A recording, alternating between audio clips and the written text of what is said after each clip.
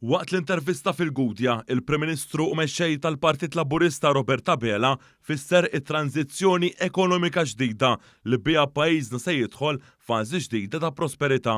Dr. Abela irrefera għal ġid kbir li kattar Gvern Laburista minn 10 snin ilu l-hawn wara il-politika ta' austerità li kellu Gvern Nazzjonalista b'dan għadu rifless fil-politika tal-Oppożizzjoni tal-lum.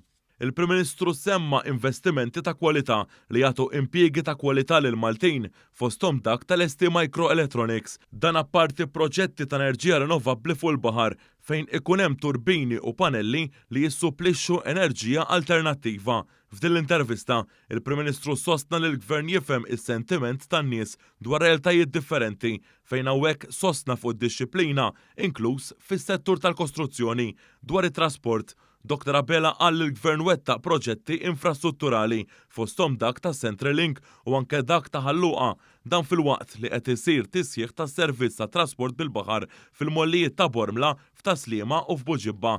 Il-Prim Ministru innota wkoll il-miżura ta' trasport pubbliku b'xejn għal kulħadd, waqt li trasport b'xejn għall-istudenti kollha tal-iskejjel fejn issa se jiġu infurzati il-kundizzjonijiet ta' ftehim għal servizz aktar effettiv. Il-Prim Ministru temm jikkommetti ruħu f'aktar ħidma favur pajjiżna anke quddiem baġit ieħor li se jiġi ppreżentat fix-xhur li ġejjin.